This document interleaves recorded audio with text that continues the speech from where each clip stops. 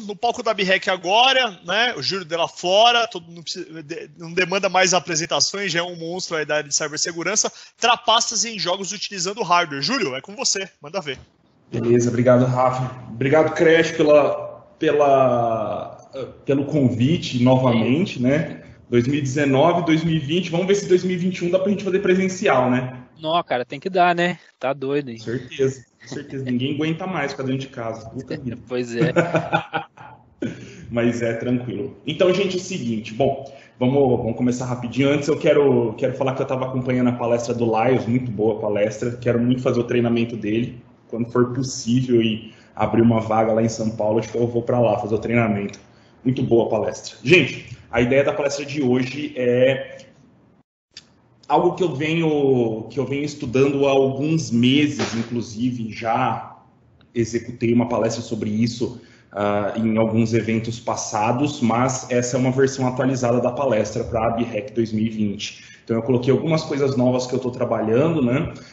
Nesses últimos tempos eu também estou desenvolvendo um curso relacionado a trapaças de jogos, né? Para mostrar para o pessoal como são efetuados esse tipo de trapaça. Não para ensinar os caras a fazerem trapaças ou para trapacearem em jogos online, mas eu acho que como ferramenta de aprendizado é muito interessante você ver como as pessoas trapaceiam.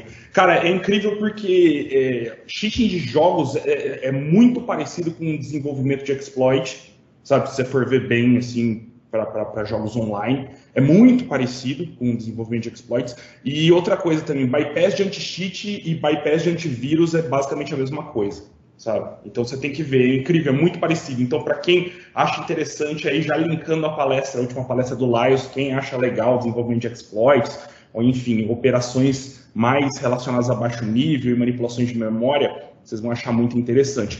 A palestra de hoje não é especificamente focada em software, mas sim em hardware, né? É um ponto que eu gosto de abordar, porque eu gosto bastante de hardware, eu gosto bastante de brincar com eletrônica. Então, a palestra de hoje é Cheating Like a Gentleman, né? Uma introdução aí a hardware hacking para trapaças em jogos eletrônicos. Bom, gente, meu nome é Júlio Della Flora, para o pessoal que não me conhece. Quem quiser dar uma olhadinha aí, eu vou deixar alguns QR Codes na lateral para que vocês possam ver meu perfil, ou me seguir lá no Instagram, ou poder conversar comigo. Eu geralmente respondo, eu não consigo responder na hora, eu levo alguns dias para responder, mas eu geralmente respondo. Então, eu sou coordenador da Uniciv, vou passar uma breve introdução aí. Eu sou bacharel em computação, né, me especializei em segurança, depois fiz um mestrado na área de ciência da informação, uma pós em docência para o ensino superior. Atualmente eu sou coordenador, ministro treinamentos, né, e coordenação e algumas disciplinas lá na Uniciv. Então eu sou coordenador da pós de Ethical Hacking e Cybersecurity EAD e coordenador também da pós de Forense Computacional EAD. Beleza, gente? QR Codes aí, para quem quiser dar uma olhada. Bom, vamos lá então. Ok, era o que eu já estava falando no começo. Então, gente, por favor, eu peço para que vocês observem a técnica, né? Não a trapaça em si. É comum que quando você aborde esse tipo de tópico, as pessoas que não são tão interessadas em tecnologia, elas não fazem não tem a menor vontade de fato ver o que você está fazendo, a técnica em si. Eles vão falar que você está trapaceando o jogo, que você fez isso, que você fez aquilo, que você é a pior pessoa do mundo, que você está estragando a comunidade, e não é bem isso que eu quero trazer aqui hoje. O que eu quero trazer para vocês hoje é algumas técnicas interessantes, alguns hardwares interessantes que podem ser usados em trapaças para jogos eletrônicos. Beleza? Então a ideia é essa, observa a técnica. Várias dessas técnicas são extremamente genéricas, você pode usar em uma infinidade de outros ataques, então vai ser interessante utilizar elas para trapaças em jogos e para vocês terem uma noção aí de como funciona esse mundo aí que agora, com os esportes, começa a ficar cada vez mais evidente, pagando prêmios em dinheiro, né, pagando bem para os seus jogadores, né, para os seus atletas e fazendo assim com que grandes pagamentos gerem vontades gigantes de trapacear os jogos para tentar conseguir o dinheiro, né? Então, é mais ou menos assim, né? Tudo que envolve dinheiro envolve trapaça também. Essa é uma palestra interessante também para que você tenha noção, ou para que os profissionais de segurança que estão me assistindo, que trabalhem na área defensiva, ou que trabalhem com desenvolvimento de jogos, que tenham uma noção de mais ou menos como funcionam esse tipo de trapaça e que possam aí, futuramente criar dispositivos com o objetivo de sanar esses problemas, essas falhas, essas vulnerabilidades. Beleza, gente? Então, mantenham a cabeça aberta. É um tópico meio diferente, meio estranho, mas eu tenho certeza que vocês vão gostar. Ok.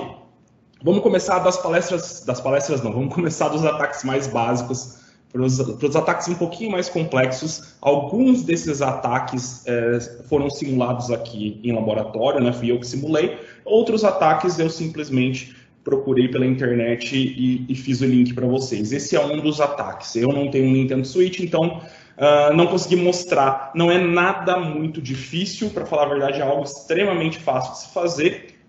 Quem tem algum console da Nintendo, principalmente os da última geração, sabe que a Nintendo tem alguns colecionáveis chamados de Amiibos. E esses Amiibos, dependendo da maneira como você utiliza esses Amiibos, você consegue desbloquear ou destravar conquistas em jogos, companions em jogos, itens raros em jogos, skins de jogos. Então, dependendo do Amiibo que você aproxima ali do seu Nintendo Switch, ali geralmente no Joy-Con da direita, você consegue desbloquear, dependendo do jogo, algum benefício.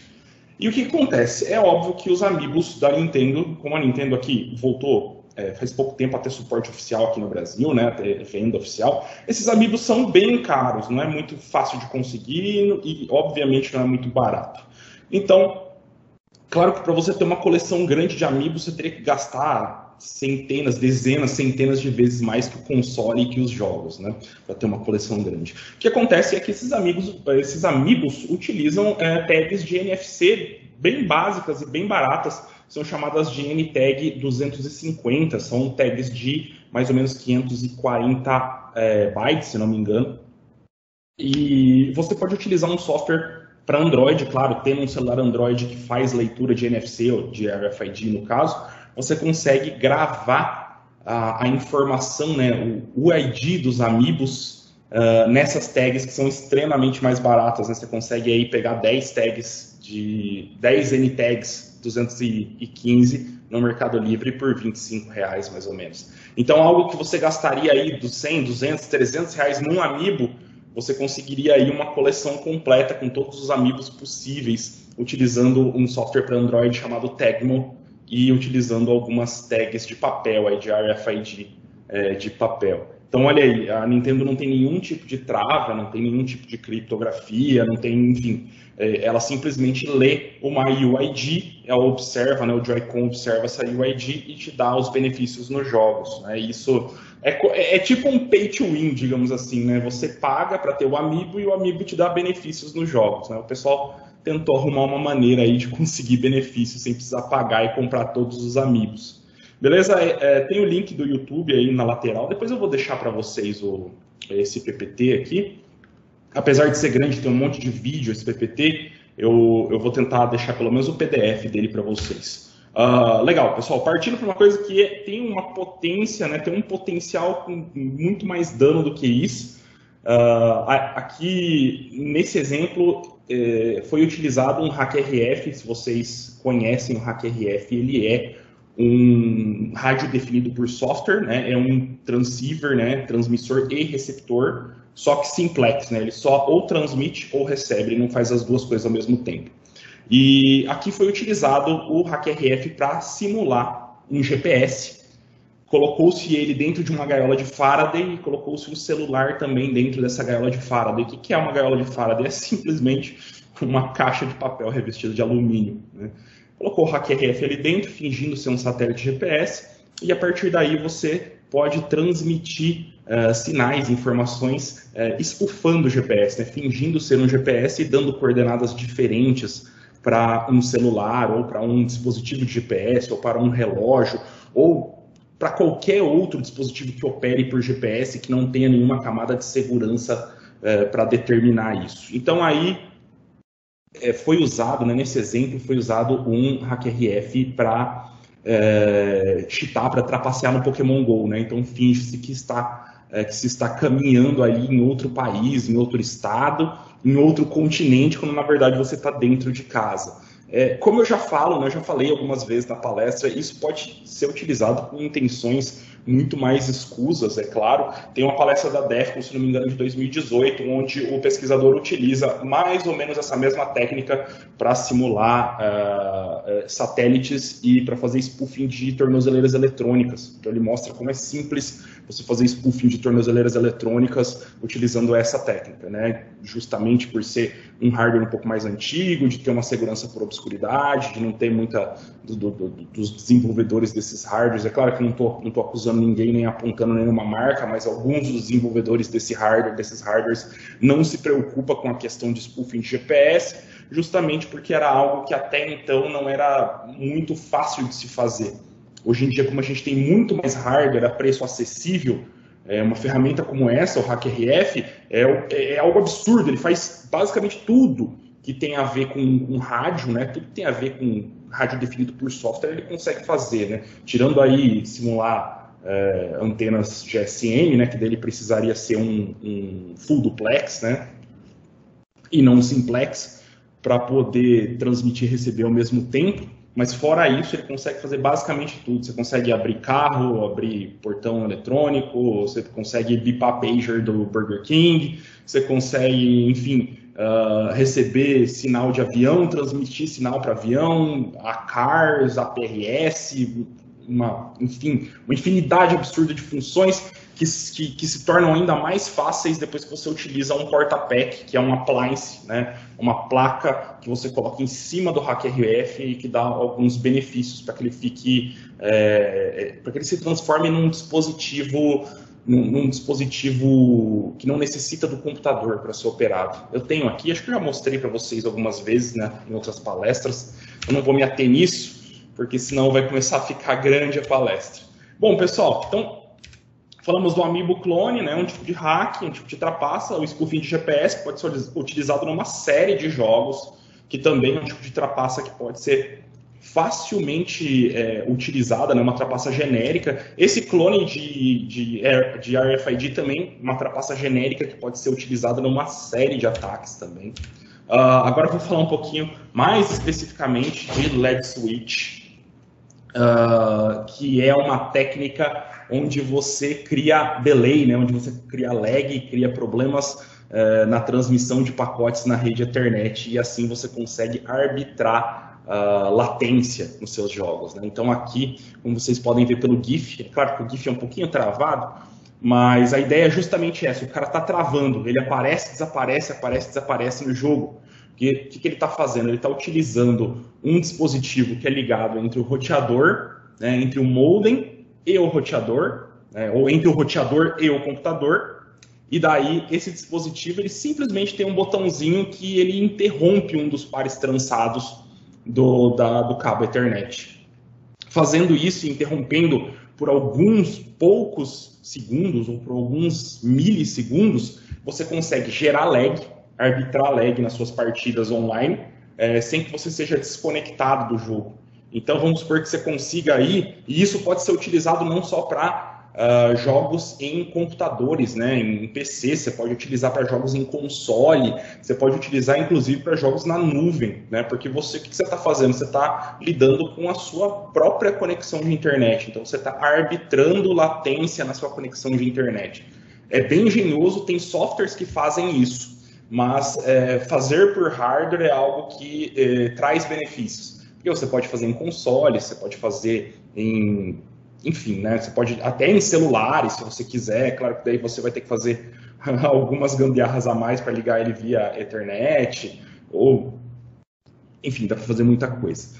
Aqui tem um controle de ponta cabeça, aí, o controle ao contrário de Xbox 360, e percebam que tem um botãozinho nele e um fio saindo. Esse botãozinho aqui é simplesmente o lag switch. Então o cara tá lá jogando o seu Call of Duty ou o seu Battlefield, ele ativa o lag switch, vai atrás do inimigo, atira no inimigo e solta o lag switch. Então, para o inimigo, o cara nem percebeu, né? O cara que está jogando com ele nem percebeu que isso aconteceu, né? Que ele deu a volta no cara, né? Porque ele foi todo travado lá dando a volta no cara e matou o cara antes que as informações do servidor, né, fossem computadas. Claro que existem técnicas para se diminuir esses problemas, para se diminuir esses impactos, mas não é incomum encontrar esse tipo de problema em jogos online. Tem muitos jogos online, eu acredito que esses tempos atrás essa falha foi meio que consertada ou foi meio que reduzida no Fortnite, que é um jogo bem atual. Tem vários, o PUBG, Fortnite, entre outros jogos tipo Free Fire, entre outros jogos que podem ser utilizados aí esse tipo de falha. Beleza, vamos passar para a próxima. Esse aqui está sendo utilizado no CSGO, né? Como vocês podem ver. Percebam que o cara ali parece a Samara do chamado, né? O cara meio que parece um fantasma, né? Aparece e desaparece o tempo todo. Não dá para mirar no cara, né? Quem joga jogo online e tenta atirar em inimigo com lag sabe o que eu estou dizendo. Né? Às vezes vocês até foram vítimas de uma trapaça dessa e só foram descobrir agora, né? Beleza, passando para outra, isso aqui foi uma CVE, inclusive eu consegui uma CVE a partir desse ataque que é chamado de Ghost Touch, e eu consegui essa CVE no celular que eu uso atualmente, que é um Xiaomi Mi 5S, e a ideia dessa CVE específica, né, a ideia desse ataque específico é você gerar interferências no display, né, no touchscreen do celular. Então eu vou passar o vídeo aqui para vocês, e enquanto isso, eu vou falando para vocês como funciona. Então aqui eu tenho aqui eu tenho um osciloscópio. Esse osciloscópio está ligado nesta placa de cobre, aqui essa placa de fenolite está agindo como uma antena. Né? O meu celular está em cima e essa placa de fenolite aqui, eu liguei o meu osciloscópio, que também é um gerador de funções. A partir daí vou começar a gerar funções. Vocês vão ver que aqui vai alterar essa onda aqui, que ainda não é uma onda, né? É simplesmente um traço. Mas acabei de criar uma senoide e a partir de agora eu estou gerando essa função senoidal. E olha o que acontece no meu celular quando eu gero essa função senoidal em aproximadamente 200 Hz, né? 200 kHz. Então, quando eu estou aí com 200.528 mais ou menos, 200.528 Hz, percebam aí que ele gera interferência no touchscreen. Esse Ghost Touch também pode ser utilizado para outros fins, por exemplo, para fazer um usuário clicar no síncrono, na verdade ele gostaria de clicar no não, então você consegue arbitrar ali onde ele vai clicar no touchscreen. Na minha CVE específica eu consegui simplesmente fazer com que ele alterasse o touch, né, entre reconhecer e não reconhecer. E daí eu pensei assim, dá para utilizar isso para fazer um hack básico num joguinho, né? Então eu baixei um joguinho chamado de Clicker Hero, que é um joguinho onde você precisa clicar várias vezes para destruir os inimigos. E simplesmente colocando o dedo em cima do jogo, quando ativado o meu gerador de funções na frequência correta, ele vai alternar entre reconhecer e não reconhecer o touchscreen e vai fazer assim com que eu consiga desenvolver um autoclique. Então perceba, dei um clique, ele dá um tapinha lá no monstrinho, no bichinho. Agora eu liguei o meu gerador de funções e olha lá, só segurar o dedo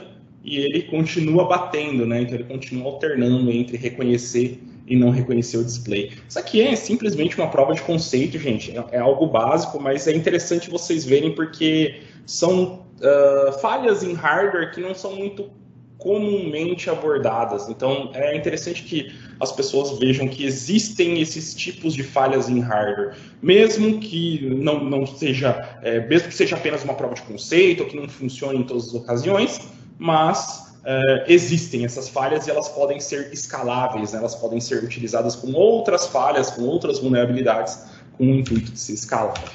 Beleza? Aqui um pouquinho mais interessante, aqui eu já estou utilizando conceitos de bad USB, né? Utilizando um Tense, que é tipo um Arduino, parecido com um Arduino. O que eu fiz aqui?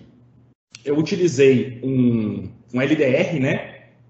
Que é esse dispositivo que está grudado na tela, que é simplesmente um componente eletrônico que ele consegue medir quantidade de luz, incidência de luz. Então ele é um resistor dependente de luz.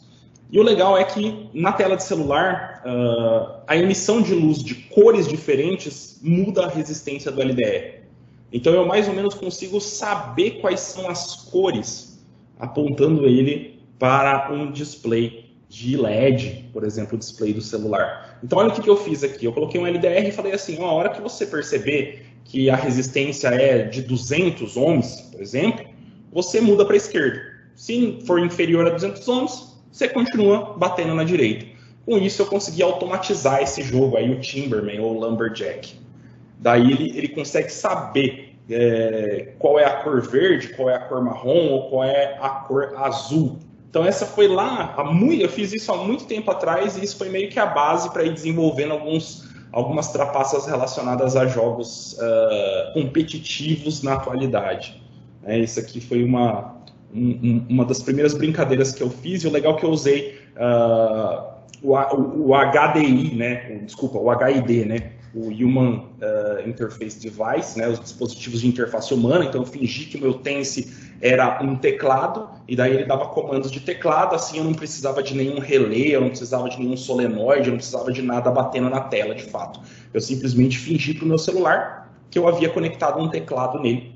E a partir daí, eu dava comandos do teclado a partir das informações que eu recebia do LDR. Beleza. Vamos para o próximo. Então aí já começou a ficar um pouco mais interessante. Percebam aqui que aqui eu coloquei um sensor de cor que não funcionou muito bem, mas a ideia era reconhecer cores dos inimigos do Counter-Strike, né, ou dos terroristas, ou dos contra-terroristas, e a partir daí ele disparar a arma na hora que ele reconhecesse a cor de um CT ou de um terrorista. Observem aí. Não funcionou muito certo, eu tive uma abordagem meio diferente, assim, meio errônea para fazer isso. Já faz um certo tempo que eu fiz isso também. E depois eu comprei um sensor mais preciso. Esse é um sensor de cor especificamente. Então, em teoria, ele deveria ser mais preciso, deveria funcionar melhor, porque ele conseguiria aí arbitrar corretamente as cores. Depois eu percebi que a minha abordagem na programação estava um pouco equivocada e fui alterando e modificando. Como eu falei para vocês, tem um youtuber que é especializado, que joga Counter-Strike, que é o Murilo RT, né, um canal de YouTube relativamente grande, se não me engano ele tem uns 500 mil seguidores no canal dele, né, inscritos no canal, e a gente está desenvolvendo aquele curso, então eu estou fazendo algumas provas de conceito para colocar no curso junto com ele e mostrar como seria possível trapacear tanto em jogos online ou quanto em campeonatos online. Aqui, novamente, estou utilizando um LDR ligado a um Arduino aqui em cima. E isso aqui é bem interessante, porque isso aqui é chamado de Trigger Bot, né? Assim como esse daqui também é chamado. Mas aqui é o seguinte, quando ele mudar de cor, quando o alvo mudar de cor, ele vai disparar. E ele dispara numa velocidade sobre-humana, então ele vai disparar, vai dar um tiro da arma em questão, né? Quando o LDR mudar a resistência. O que acontece é que o LDR muda a resistência de maneira muito rápida, então isso acaba acontecendo que você desenvolve reflexos sobre-humanos, né, quando você utiliza esse tipo de hardware. Então eu vou mostrar para vocês daqui a pouquinho que eu consigo, com poucos milissegundos, acertar todos os alvos utilizando um LDR. Então ali começou em vermelho, e quando ele piscar azul, eu tenho que atirar. Percebam que piscou. Só que ele pisca muito rápido. Né? Um ser humano, eu coloquei ali na menor velocidade possível de treino, né? Se não me engano, é coisa de... Eu acho que é não sei se é 125 milissegundos, alguma coisa do tipo. 125 milissegundos é um reflexo de um profissional, inclusive de um profissional antes dos 30 anos, né? Porque a gente vai perdendo reflexo conforme vai envelhecendo. Então, com um profissional aí de mais ou menos 20 a 25 anos, esse é o reflexo. Um profissional do Counter-Strike, ele consegue aí 110 milissegundos de reflexo, por aí, 115, 120. Agora, uma pessoa com consistência, óbvio, uma pessoa normal vai conseguir aí 150 milissegundos, mais ou menos, 140, 150, 160 milissegundos, né? Nessa configuração aqui, ele dispara muito antes disso. Eu fiz uns testes de velocidade e eu consegui constatar que ele dispara aí a mais ou menos 80 milissegundos, 70, 80 milissegundos, 90 milissegundos de resposta. Isso utilizando um LDR normal, que não é muito rápido, utilizando um Arduino básico, ali, um microcontrolador 32U4 do Arduino, que não é nem um pouco rápido. Se eu fosse utilizar microcontroladores mais velozes, talvez isso diminuiria muito, né? Essa velocidade iria diminuir muito. Aqui é legal.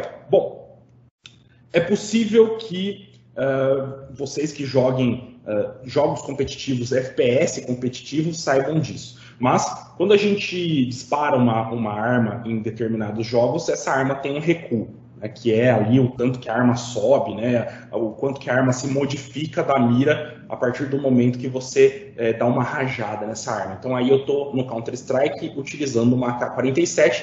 Vocês podem perceber que a AK-47 ela sobe, né, ela faz todo um spray, né, e esse hardware especificamente é um Arduino, né, um Arduino Leonardo com um USB Host Shield, e no caso eu ligo o meu mouse no USB Host Shield do Arduino, né, ligo o USB Host Shield no Arduino, o Arduino no PC, e a partir desse momento eu faço um controle de recuo, né, um sistema de controle de recuo, onde ele vai mexer o meu mouse para baixo, para a esquerda ou para a direita, de acordo com o recuo da arma. Então vocês vão perceber que só disparando a arma, ela vai para tudo quanto é lado o tiro. Utilizando o meu Arduino com controle de recuo, eu consigo ali um grupamento muito satisfatório de tiros ali, né, de disparos. Então vocês podem perceber que isso vai acontecer agora. Então o grupamento ficou todo ali dentro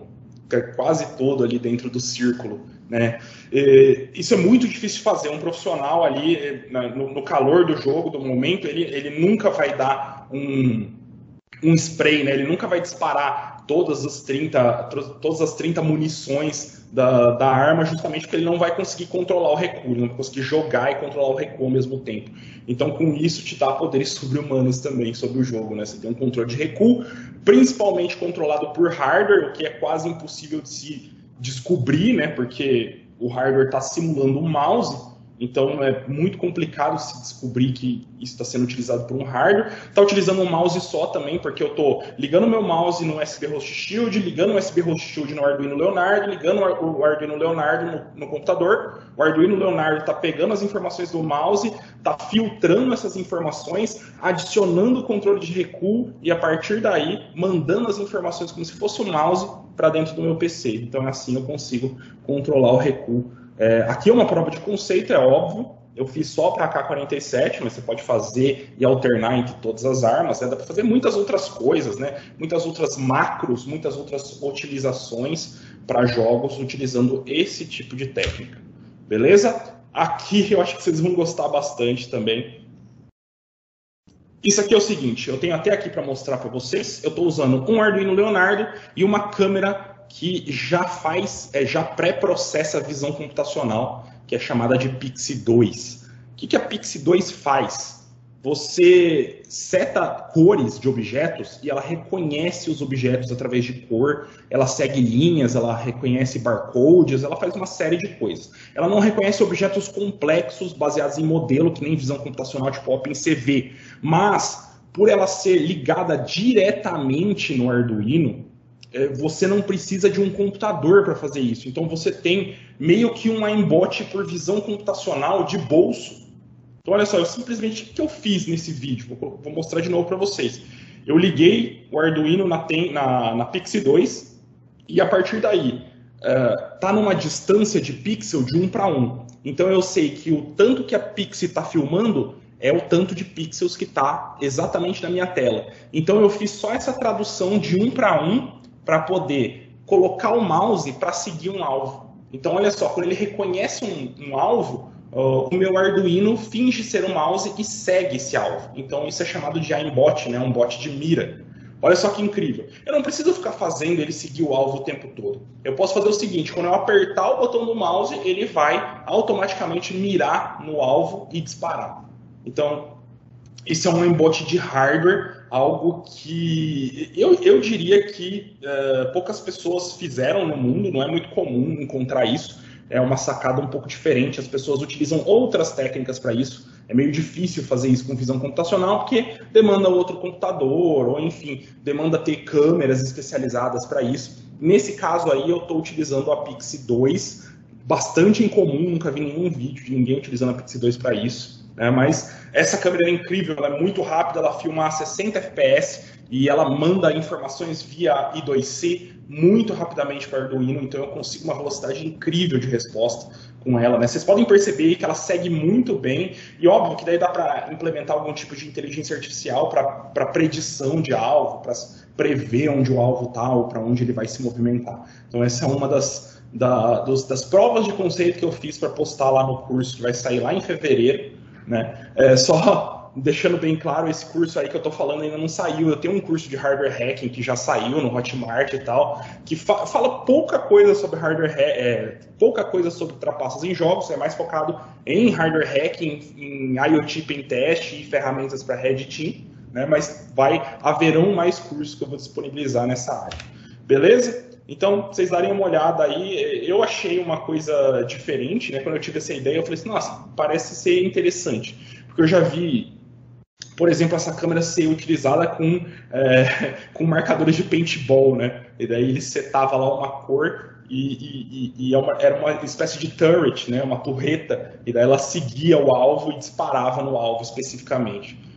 Cara, incrível essa câmerazinha. Não é tão cara, é óbvio que com o dólar, com o preço que tá, tudo é caro hoje em dia. Mas o fato de você ter uma câmera que tem visão computacional embarcada, e você poder ligar ela direto no Arduino, sem computador, sem ter que ter um notebook, um computador para fazer processamento, um OpenCV, um YOLO, alguma coisa do tipo, né? Ou mesmo uma versão light do OpenCV, rodando um Raspberry, todo um ambiente de computação para rodar a visão computacional. Olha só o quão ficou reduzida, né? Só a câmera que já pré-processa essas informações e já manda direto para o Arduino se ele encontrou, detectou e em qual pixel que está as informações que ele detectou. Então, programação extremamente básica, uma API extremamente básica para ser utilizada, né? Métodos bem básicos para serem utilizados. Bom, gente, aí é um mod chip, é muito comum esses mod chips na China, são placas de PCB Flex, né? São circuitos flexíveis que são instalados dentro dos controles de console. E essas PCB Flex, né, esses mod chips, eles trazem macros.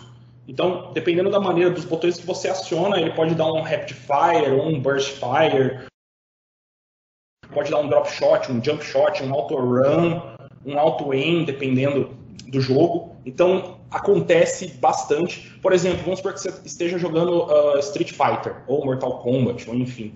Você pode ter um mod chip dentro do seu controle que execute combos que você não conseguiria executar mesmo jogando muito bem. Então, olha só que incrível, uma coisa que faz macros, né, que executa macros. E claro que isso aí pode ser combinado com outra série de trapaças, né? Uma coisa diferente e complicada disso é que vamos supor que você esteja num cenário profissional, né, esteja num campeonato.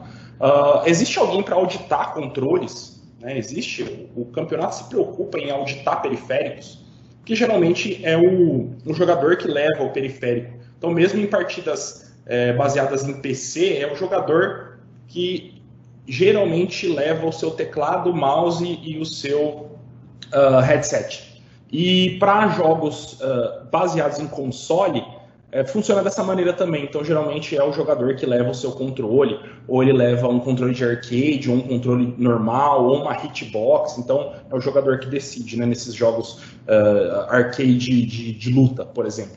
Então, olha só, é uma coisa a se observar, né? Beleza. Aí a gente está utilizando o badge USB como mouse, como, enfim, para injetar conteúdo malicioso através do mouse. Então, o que você faz? Você pega lá o seu Rubber Duck, né, faz uma conexão paralela ali com USB, utiliza um hub USB, liga tudo isso dentro do mouse. Quando você espetar esse Rubber Duck, né, esse mouse no seu USB, ele vai automatizar algumas teclas, abrir um PowerShell, baixar alguma coisa e executar um cheat para você. Percebam que aí nesse GIF, a partir do momento que o usuário pluga o mouse, ele executa uma função de wallhack. Então você consegue a partir daí ver os inimigos através das paredes. E depois, na hora que você tira o mouse, aquilo ali some. Então, é muito comum o chamado mouse hack, né? Dá para fazer os mouse hacks. O que o mouse hack faz? Ele tenta fazer um bypass, além de uma série de funções, mas quando ele usa um aimbot, por exemplo, ele faz um bypass. Por quê? A maioria dos cheats, eles fazem leitura de memória, né? Leitura e gravação. Então, eles fazem o tal do main read e o main write. O que acontece é que quando você faz um main write, dependendo do mecanismo de anti-cheat, ele vai detectar que você está escrevendo em endereço de memória que você não deveria estar escrevendo, que são do jogo. E esse comportamento anômalo vai te banir do jogo. Então, o que acontece? Você faz com um mouse hack, você faz um main read, pega as informações, posições de players, faz o cálculo todo no Arduino que está dentro do mouse, e a partir dali você usa as funções de mouse do Arduino, né, as funções de HID do Arduino, para fazer o mouse se movimentar. Então você não está escrevendo a posição do mouse diretamente na memória utilizando um main write. Você está simplesmente utilizando um main read para ler ali onde está, fazer os cálculos, e daí você usa um mouse.draw, um mouse.move, e coloca o seu mouse na posição correta para fazer um embot. Então é assim que funciona o tal do mouse hack. O mouse hack ele funciona em 2 estágios. Ele tem que ter algo instalado no PC. Não existe mouse hack que você vai plugar e ele vai funcionar, porque você precisa ler endereços de memória. Se você não lê endereço de memória, você não consegue saber o que está acontecendo, a não ser por visão computacional, né? A não ser por que você tenha, de fato, sensores mais aguçados que um ser humano, que você tenha uma visão mais aguçada que um ser humano, né? Senão você não consegue ter vantagem. Beleza. Aqui, inclusive, tem uma palestra da Defcon, onde alguns pesquisadores mostram que você não precisa nem colocar, se você não quiser, você não precisa nem colocar um Arduino dentro de um mouse e ligar via um hub USB, um micro hub USB. Você pode simplesmente, claro, se você tiver essa capacidade, alterar o firmware do mouse e colocar um malware dentro do firmware do mouse, que a partir do momento que ele for ligado na USB, você conseguiria ali executar algum malware, né, executar alguma função maliciosa e depois seguir o fluxo de execução do firmware do mouse. A partir daí, você nem fazendo uma inspeção física no mouse conseguiria detectar que esse mouse está fazendo alguma coisa que não deveria fazer. Você conseguiria aí, no máximo, fazendo uma inspeção de firmware. Então, você teria que abrir o mouse, fazer uma inspeção no firmware do mouse. Você imagina, um campeonato fazendo isso? É óbvio, nunca vão fazer, né? Para você conseguir detectar que aquele mouse tem um firmware malicioso. Então, olha só, absurdo, né? Se vocês quiserem ver, claro, o link do YouTube aí abaixo. Beleza, aqui é legal. Gente, isso aqui já... tem gente que fala que vai ser uma trapaça, tem gente que fala que não vai, é um projeto do Quickstarter, onde essa luva é chamada de Impulse Neurosystem. Neurocontroller, no caso. O Impulse Neurocontroller é uma luva que tem 4 sensores eletromiográficos. O que é um sensor eletromiográfico? É um sensor que capta movimento muscular. Então, é um sensor que vai ficar colado na sua mão e ele vai conseguir captar, de fato, o seu movimento muscular mais rápido que um mouse. Então, quando o seu cérebro der o impulso de clicar, a Impulse Glove, né, a luva, ela vai captar o movimento muscular mais rápido que o mouse. Então observem aí. Dá para ver aí a partir desse GIF que o mínimo movimento, né, e é claro que daí ela vai usar uma inteligência artificial para não dar falso positivo, mas vocês podem perceber que o clique, quando ele dá o clique no mouse, geralmente sai primeiro, o tiro é disparado, efetuado primeiro na luva do que no mouse. Então olha aí, vocês conseguem ver pelo GIF. Cara, isso é incrível, é um projeto do Quickstarter e eu, inclusive, fiquei muito animado com esse projeto e decidi comprar um sensor. Vocês conseguem ver aí pela webcam, que eu não estou tendo retorno aqui, mas ó, o que eu estou mostrando pela webcam aqui é um sensor eletromiográfico, né? Esse aqui é um Mind... Qual que é o nome disso aqui? Até esqueci o nome, gente. MyOware, isso aqui. Esse sensor chama MyOware. E é um sensor eletromiográfico e é uma das próximas aulas aí que eu vou gravar. Então eu vou tentar desenvolver, aqui tem os eletrodos dele também, né? Então eu vou tentar desenvolver aí uma espécie de luva e ver se eu ganho, quantos milissegundos eu ganho em jogos de FPS utilizando esse tipo de luva. Aí o que acontece? Tem gente que fala que é trapaça, tem gente que fala que não é, tem gente que fala que se liberar tem que liberar para todo mundo. Enfim, eles estão tratando ali no Quickstarter como algo, um periférico que vai revolucionar os jogos de tiro, vai melhorar a precisão. Eles falam que você consegue aí diminuir até 80 milissegundos no seu tempo de resposta com essa luva, né? Essa luva chamada de Impulse Neurocontroller. Beleza? Interessante demais, né?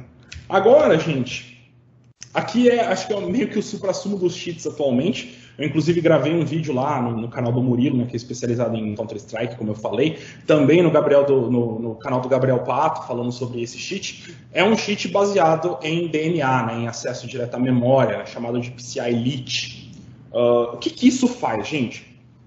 Isso aqui é uma FPGA, vocês estão vendo aí, essa placa eletrônica é uma FPGA. Essa FPGA ela tem conexão via PCI Express e, obviamente, dependendo da maneira como você desenvolve software para ela, como você sintetiza hardware para ela, né, que FPGA não é nem software que você desenvolve, né, você está sintetizando o hardware em si. Mas a partir do momento que você faz aquele firmware, você consegue, através do PCI Express, comunicação via acesso direto à memória. Então você consegue ler endereços de memória sem que o processador ou sem que os anti-cheats que estão instalados no computador consigam saber que você está lendo aqueles endereços. Porque justamente é essa tecnologia, né? O acesso direto à memória é feito para ser direto, para que não tenha nada olhando aquilo ali, né? Para que não tenha nada controlando aquilo. É justamente por isso que as placas de vídeo são muito rápidas, né? A interação entre as placas de vídeo e processador, enfim, através do barramento, são muito rápidas. E tiraram vantagem, né, de segurança através dessa técnica de DMA, que é muito antiga já, que tem computadores aí, se não me engano, desde os anos 80, 90, já tem essas técnicas de DMA para microcomputadores. E a partir daqui é o seguinte, o cara desenvolve, coloca esse hardware malicioso no PC, e esse hardware malicioso vai gerar informações sobre os endereços de memória que ele precisa. Então, ao invés de ele usar a main read, né, ao invés de ele ler a memória, utilizar um software, desenvolver um software para ler os endereços de memória, ele vai estar acessando esses endereços de memória via acesso direto à memória, via DMA, utilizando uma FPGA.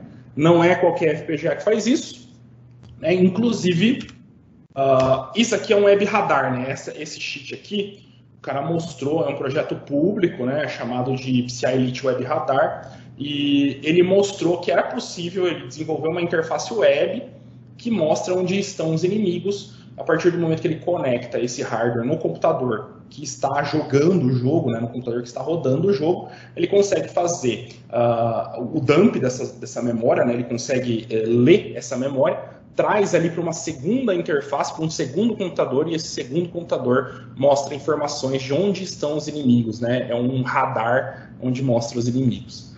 Tem uma coisa ainda mais interessante. Então tem um hardware mais específico para isso, que é chamado de Screamer. Esse hardware, esse Screamer M2, no caso, é um hardware da Lambda Concept, a mesma empresa que fez o Bonobo, se não me engano, ou Kanzi, não lembro, que é aquele hardware para você poder debugar iPhone, né? Depois vocês dão uma olhada aí na Lambda Concept. Então eles têm esse Screamer M2, que é justamente uma FPGA com comunicação USB, e quando ligada num computador através do slot M2, ou usando PCI Express, né, que é basicamente o mesmo barramento, você consegue ligar via USB em outro computador, ou ligar via USB em outros hardwares. Nesse caso ele está utilizando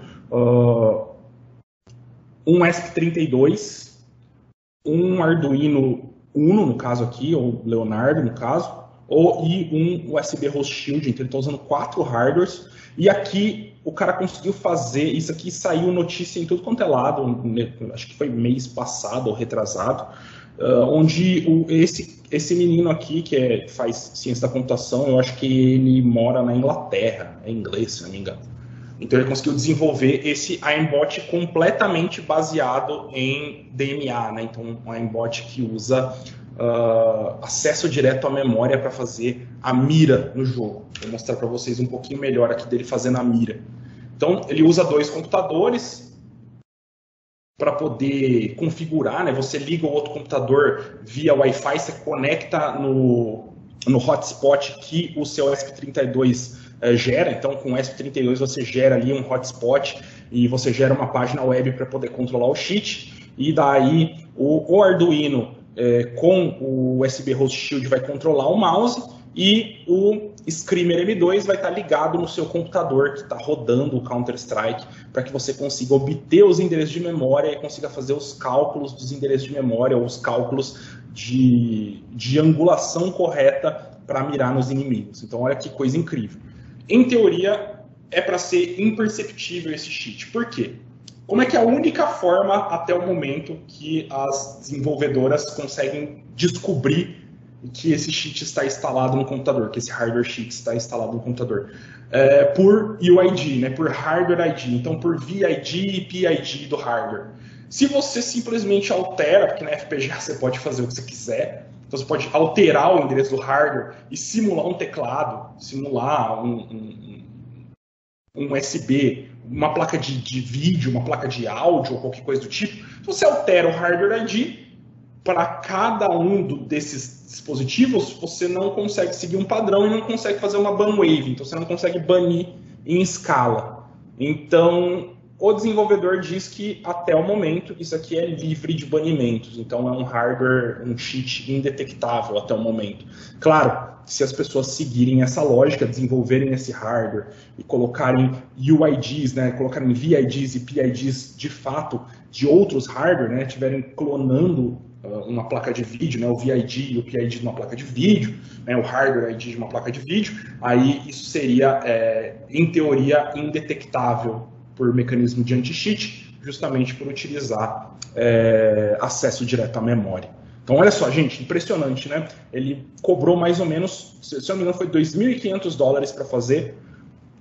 O Screamer M2 não é barato. A última vez que eu vi, ele estava custando 700 euros, se não me engano, 600 euros, algo do tipo. Não é barato, é bem caro. O Arduino e o ESP32 são baratos, na beleza. E, claro, que tem o tempo de desenvolvimento, né? Quanto tempo ele gastou para fazer esse desenvolvimento. Dá para ver na internet, esse hardware aí, esse cheat é chamado de Project EPO. Acho que está aqui o nome. Aí, ó. Project EPO. Se vocês quiserem dar uma olhada melhor. Aqui é um DMA overlay, que é uma evolução ainda do Project EPO. O que ele faz? Ele usa também o DMA, só que ele usa uma espécie de placa de vídeo, né, uma placa de captura que faz overlay na mesma tela de duas informações. Então ele joga as informações do jogo na tela e joga as informações do wallhack na tela. Então é um wallhack de hardware. Né? Você usa aí um hardware a mais para fazer o overlay de duas telas em uma tela só, para poder ter justamente um wallhack baseado em hardware. Isso aqui é um absurdo de preço também, tanto para desenvolver, né, quanto para comprar. Gira aí em torno de $5.000 para comprar / fazer um dispositivo desses, né? E é completamente baseado em hardware também. Então percebam ali que ele está fazendo um overlay na tela ali, ele está juntando duas HDMIs, né, duas entradas HDMI, passando por uma saída para a tela, e a tela ali está fazendo essa composição, né, esse overlay das duas HDMIs. E a partir daí você consegue saber onde estão os inimigos através das paredes. Então vocês estão percebendo, pessoal, que não é só a questão do cheat, não é só o cheat que é incrível, né, a trapaça que é incrível, é de fato a tecnologia que eles estão utilizando que é absurda, é algo incrível mesmo, sabe? Então, é algo que me fez começar a estudar e me fez ter muito interesse, porque aparentemente as pessoas que desenvolvem, né, os indivíduos que desenvolvem esses tipos de trapaça, eles são estranhamente, qual é o nome da palavra? Mas eles são muito dinâmicos, né, para conseguir coisas novas, né? Eles são muito inovadores. Então vocês veem que geralmente os cheats são muito inovadores, né? Tem vários cheats que são extremamente inovadores e baseados em hardware ainda mais, na minha opinião, são ainda mais inovadores, ainda mais interessantes. Então esse é um dos suprassumos aí do hardware hacking hoje em dia. Beleza? Aqui a gente tem mais umas provas aí de que é possível você utilizar hardware cheats em sistemas fechados, né? Você pode utilizar controladores, pode utilizar servomotores. Aqui você tem um Tense imitando um controle de Nintendo Switch. Então eles fizeram uma engenharia reversa de um dos controles possíveis ser conectados no firmware de um desses controles possíveis de serem conectados no Nintendo Switch, e a partir daí ele está utilizando um Tense fingindo ser esse controle. E ele consegue fazer algumas automatizações nos jogos para farmar dinheiro, né? Farmar o cache do jogo. É assim que funciona. Aqui no PS Vita também, utilizando um motor de passo, né? Um stepper. Não um motor de passo, é um servo, desculpa. Utilizando um servomotor e um Arduino Pro Mini ali, para poder, junto com a LDR, para poder fazer automatizações de jogos. Aqui também um exemplo da visão computacional. Isso aqui é um aplicativo chamado Rayman, e esse aplicativo ele conta cartas, tanto de blackjack quanto de poker. Ele usa uma webcam e ele vai contando probabilidades, cartas que saíram e probabilidades de outras cartas saírem. E ele te dá ali qual é o momento que você precisa parar, ou qual é o momento que você precisa pedir mais cartas no blackjack, ou enfim, quem tem qual mão no poker. Então, utilizando visão computacional para isso, né? Fazemos cálculos tendo um computador. Isso pode ser miniaturizado utilizando um Raspberry Pi, utilizando uma câmera já embutida no Raspberry. Então, observem as possibilidades. Eu acredito que no futuro vai ter bastante gente apanhando em cassino por causa desse tipo de projeto, né? Em suma, a ideia é, de fato, mostrar alguns dos projetos de topo, né? Alguns dos cutting edge projects que acontecem hoje em dia nessa área de hardware hacking, para dificultar o uso, né, para mostrar para as organizadoras, para as desenvolvedoras de jogos e para as desenvolvedoras e organizadoras de campeonatos, maneiras, né, mais seguras de auditar o hardware, auditar o software, ou medidas de segurança interessantes para serem utilizadas nesse tipo de campeonato, visando aí que esse tipo de cheat não seja utilizado, porque nós sabemos aí que esses campeonatos chegam a pagar quantias aí de $1 milhão, $500 mil, $700 mil de prêmio para as equipes vencedoras. Então, $1 milhão é motivo suficiente para equipes mal intencionadas tentarem algum tipo de trapaça, né? E, inclusive, já foi visto aí tentativas de trapaça, jogadores já foram desclassificados por esse tipo de tentativa de trapaça. Então, não é a primeira vez que isso acontece. Bom, gente, o meu muito obrigado. Tem aí meu e-mail para vocês, tem aí o meu Instagram para vocês, tem o QR Code no Instagram. E esse último aí é o treinamento de hardware hacking que eu falei, que está com preço promocional até amanhã, né, até dia 30, né, por conta da Black Friday. É bem legal, dá uma olhadinha na grade lá se vocês gostam de hardware hacking. E me sigam no Instagram, eu sempre posto coisa interessante no Instagram.